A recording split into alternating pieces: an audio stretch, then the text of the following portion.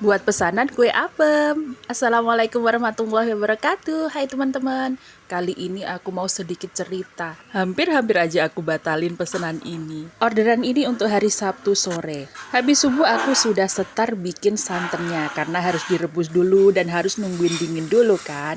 Dan jam 6 suami harus berangkat kerja. Karena nggak sempet masak, aku beli uduk di sebelah rumah. Segini itu 2.000 loh teman-teman. Murah kan?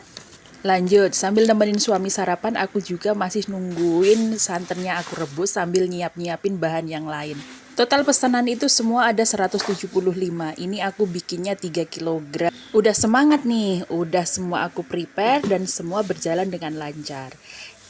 Pas waktu mau manggangnya, ternyata panggangan aku itu nggak bisa dipakai sama sekali.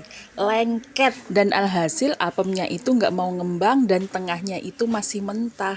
Bingung dong harus gimana. Tetap nggak pantang menyerah. Aku ulangin lagi, tetapi ternyata tetap sama hasilnya. Nggak bisa ngembang dan masih mentah tengahnya, tapi bawahnya udah gosong.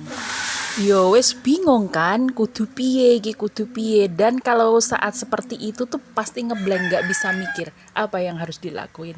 Dan mau nggak mau ketemu ide harus beli cetakan baru. Dan tahu tidak teman-teman, cetakan baru itu ternyata juga susah kita nyarinya. Udah jam 11 siang masih muter-muter cari cetakan. Padahal jam 3 sore sudah harus selesai itu pesanan. Dan ada beberapa toko ternyata tidak ada cetakan yang saya cari. Sampai toko kelima baru aja ada. Alhamdulillah. Dan itu pun cuman satu-satunya, nggak ada pilihan lain. Ya alhamdulillah masih dipermudah. Akhirnya langsung cus beli dan cepet-cepet pulang. Di jalan masih kejebak macet. Coba apa nggak semakin stres, semakin naik nih asam lambung.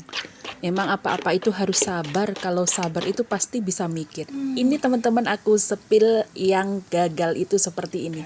Jadi ini atasnya udah mateng tapi tengahnya nggak mateng. Dan lengket nggak bisa diambil. Jadinya hancur. Nah ini yang agak bagusan. Yang gosong banget dan hancur nggak aku sepil. Karena kesel banget kalau ngelihat hasilnya. Lanjut pas zuhur aku mulai setar dan mulai agak tenang dan mulailah bismillah. Dan cepet banget ini untuk cetakannya karena cetakan baru.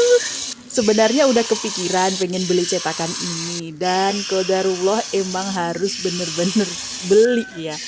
Mungkin kalau nggak lengket dan nggak gagal masih belum beli kayaknya.